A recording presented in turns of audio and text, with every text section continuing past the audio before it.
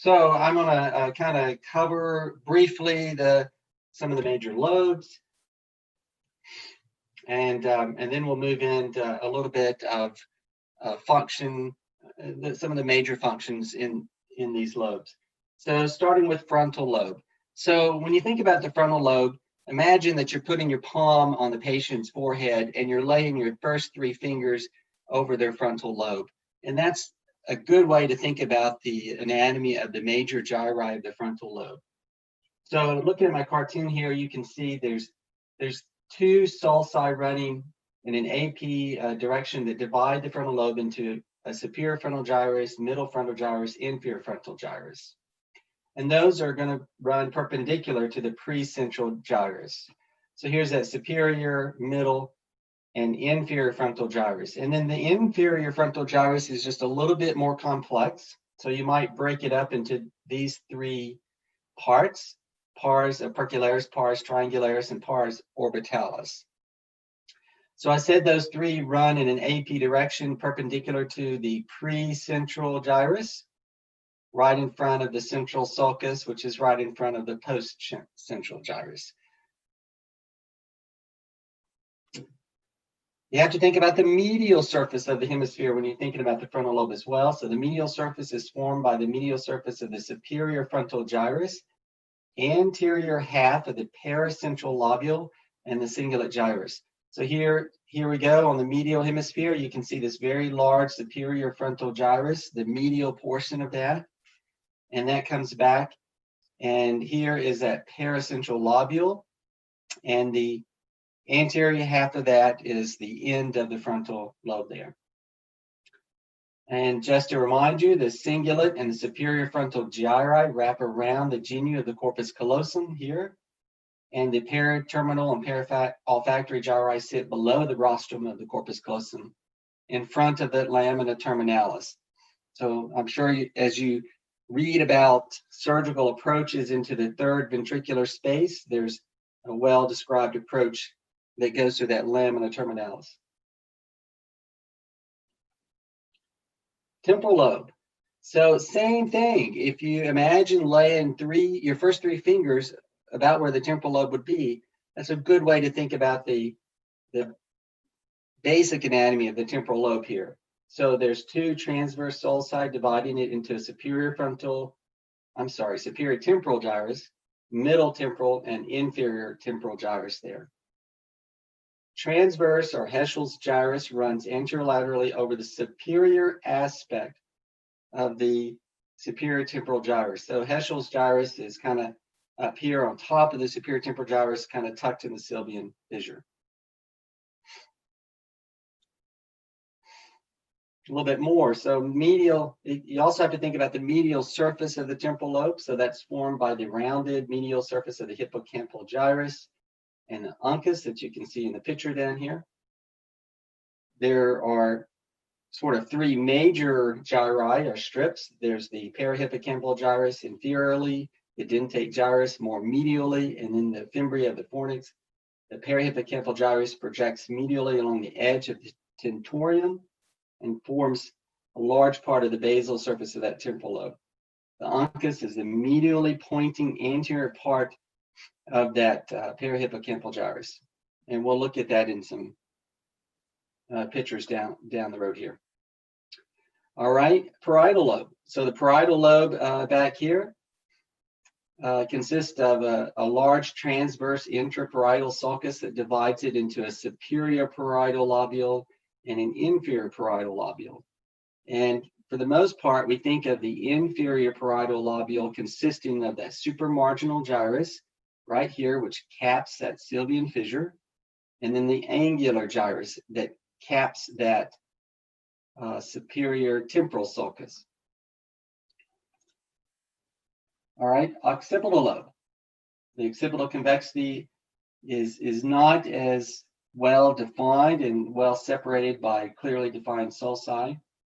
Most consistent sulcus is the lateral occipital sulcus that divides the superior and inferior occipital gyri, and we'll look at that from the medial surface in a second as well. So medially, the occipital lobe is separated from the parietal lobe by a parietal occipital sulcus. The calcaneal fissure extends forward and divides the occipital lobe into the cuneus and lingua.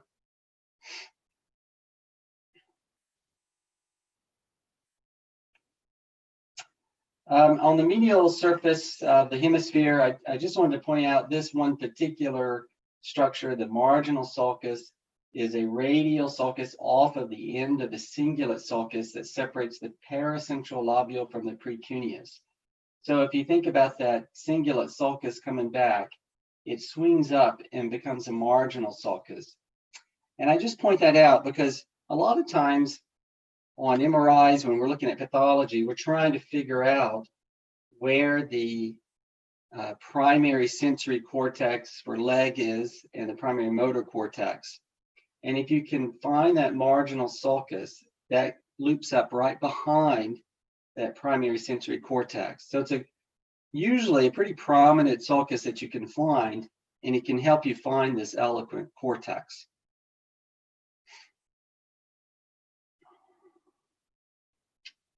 All right, so quick overview of some of the cortical structures. Of course, there's a lot more to it than that, but that's a quick introduction to it. So what about some of the functions of some of these areas we just quickly touched on? Primary sensory. So the primary sensory cortex is here in this kind of bluish color, right behind the central sulcus. That primary sensory cortex located in the postcentral gyrus of the parietal lobe and posterior paracentral lobule. So you're going to see references to Brodmann areas. I think these are a little bit outdated, but since they crop up a lot, I left them in this lecture. So this primary sensory cortex is Brodmann areas 1, 2, and 3. The sensory cortex receives fibers largely from the VPL and VPN nuclei of the thalamus. Convey general sensory like touch, pain, temperature, proprioception, and vibration, and also receives convisual fibers from the contralateral primary sensory cortex through the corpus callosum.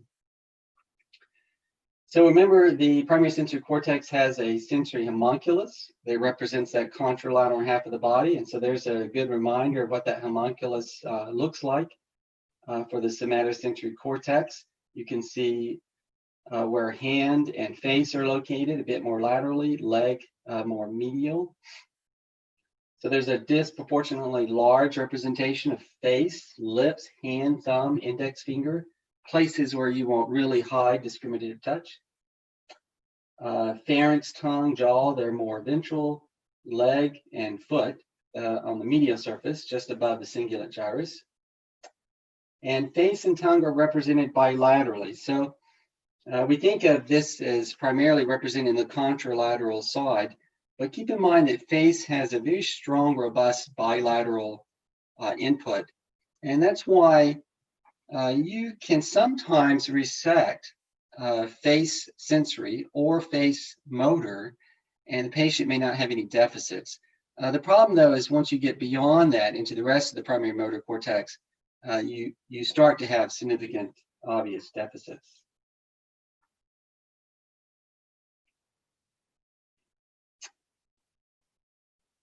Primary sensory cortex, so ablation of this area will result in immediate loss of sensory modalities, but pain and temperature sensations can return, and that's thought to be primarily due to the thalamic input. Therefore, you're left with complete loss of discriminative touch, proprioception, but you can continue to have a crude awareness of pain. I'm sure you probably have come across thalamic pain syndromes, especially, for example, in stroke patients.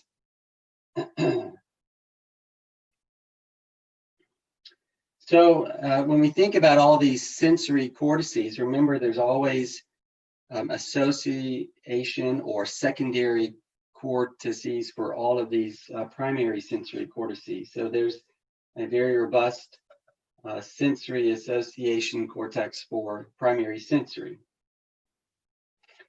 I'm going to let you guys just read through some of that, but just keep the concept in mind, and then you can read through this to kind of think a little bit more about the relevance of it with regards to function and what happens when you lesion those areas.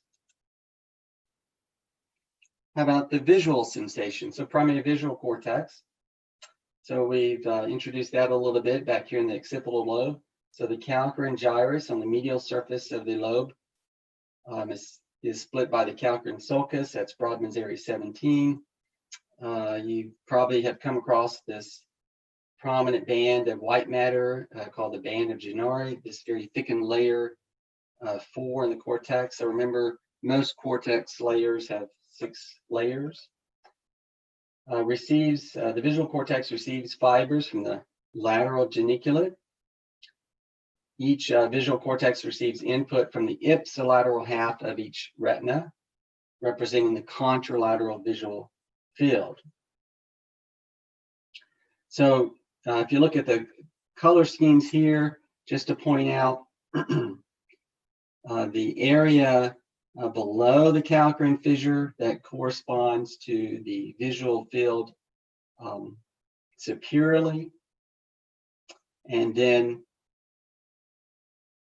as you get closer to the pole of the occipital lobe, you get closer to where central vision is located. And then remember that it represents a contralateral visual field. So this is the right hemisphere, and this is showing the left visual field for those.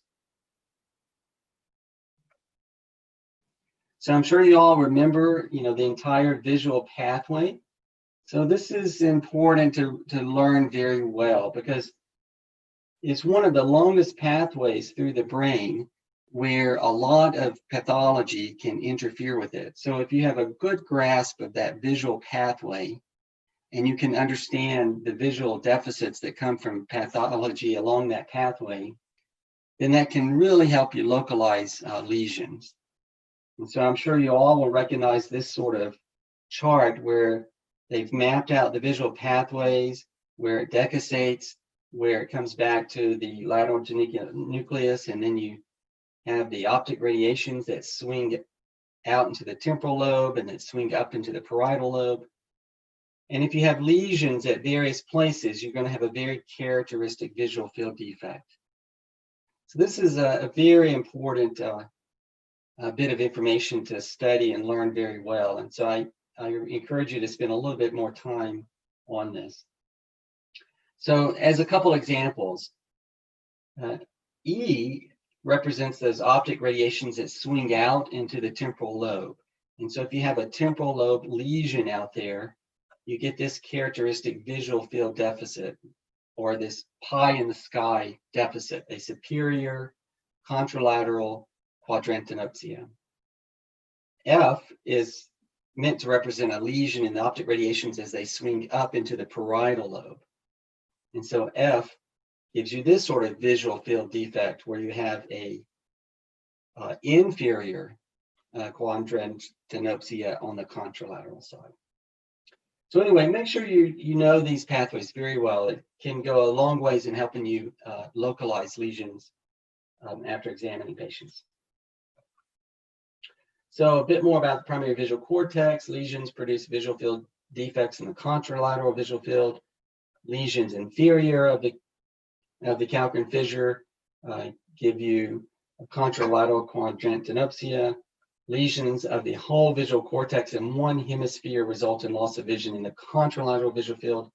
If the lesion is vascular, for example, occlusion of a PCA, that patient might actually have macular sparing or sparing of their central vision because that very critical eloquent cortex receives collateral blood supply also from the MCA distribution. So again, there's secondary visual areas, and I'll let you guys study that on your own time. How about auditory cortex? So the primary auditory cortex is located here, like I mentioned earlier. That's the transverse temporal gyrus of Heschel. Brodmann area is 41, 42. It's in the temporal lobe within the sylvian fissure. So you really need to open up the sylvian fissure to access it.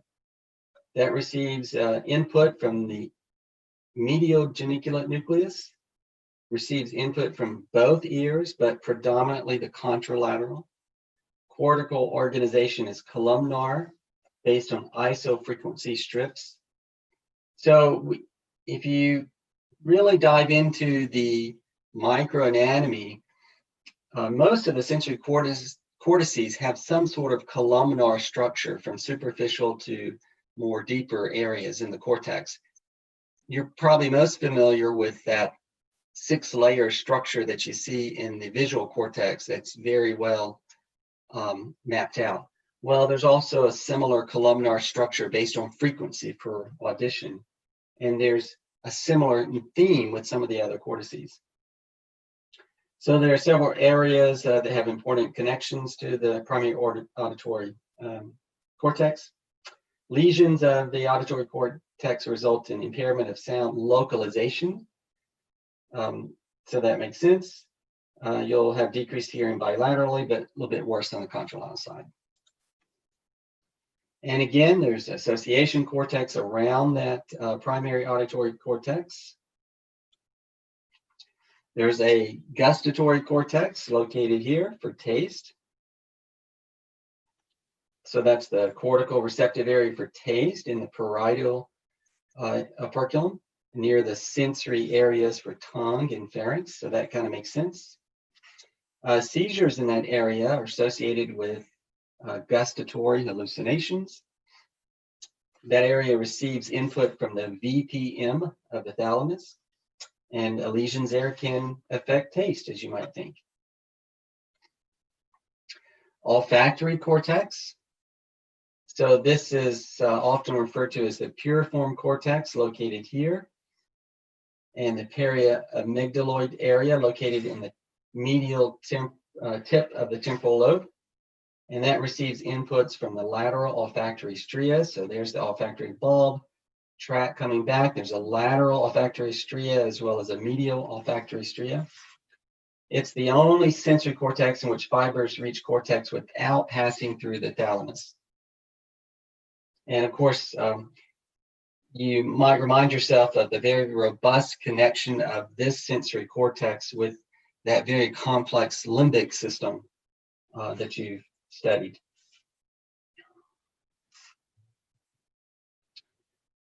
All right, those are some more output pathways from the primary olfactory cortex. All right, primary motor cortex. So again, just like sensory, there's a very well mapped out homunculus for the primary motor cortex. That's in the precentral gyrus, Brodmann area 4. Contralateral half of the body is represented disproportionately in the motor homunculus. Again, there is bilateral representation largely in the face. And of course, functions in the initiation of skilled movements, receives input from the VL as well as the thalamus, somatosensory cortex, and the supplementary motor area. And we'll talk about that in a second. And of course, lesions cause flaccid paralysis. So here's a nice picture of some of the connections between the motor cortex and surrounding areas. Here's the premotor cortex, sensory areas. Here's the supplementary motor area. And on the medial hemisphere, remember that is supplementary motor area is a very large area there located in front of the primary motor cortex. So just a word about supplementary motor. So that's located on the medial surface of the frontal lobe, anterior to the primary motor cortex, crucial for the temporal organization of movement, especially in sequential task. And I just showed you some of the reciprocal connections. Subcortical projections are from the basal ganglia, also via the thalamus. Again, there's that picture again. So lesions in the SMA area result in akinesia or global reduction in spontaneous movement, particularly on the contralateral side. If you're on the dominant hemisphere and you have an SMA lesion that can also cause decreased spontaneous speech. So a little lesion in the dominant SMA can basically make your patient hemiparetic and mute. So it can be very devastating. Fortunately, though, these deficits are generally very transient and they'll resolve pretty quickly. So there's a pretty large premotor cortex area that provides robust connections to the motor cortex. I'm going to skip the next few slides that kind of remind you of the concept of the eye fields. There's multiple eye fields that play different functions. But I'm going to skip those and let you study those. So let's just focus a little bit on the cortical language areas. So here's a good cartoon giving you an overview of those areas that you think about when you think about language, like Wernicke's, BROCA'S, arcuate fasciculus, etc. And you can see that even though we think of language as being predominantly in the left hemisphere, there are connections to the contralateral hemisphere. So Wernicke's area, so that's a rather extensive region, including the posterior superior temporal gyrus. So the blue color here, I think, is a bit much. If you look at the original reports mapping this area, I think about 60% of the time, Wernicke's area will map to the posterior part of the superior temporal gyrus. But that's only maybe about 60% of the time. So it can really be anywhere in that temporal lobe. So it's really important to make sure you understand where that is if you're looking at pathology and operating in that area.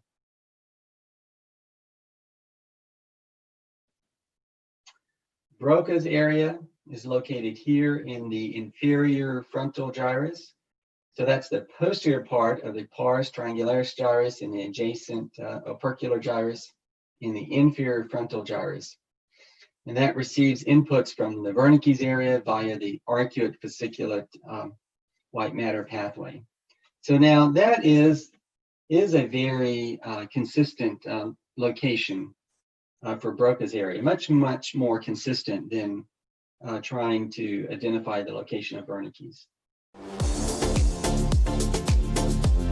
Hey everyone, Ryan Rad here from neurosurgerytraining.org. If you like that video, subscribe and donate to keep our content available for medical students across the world.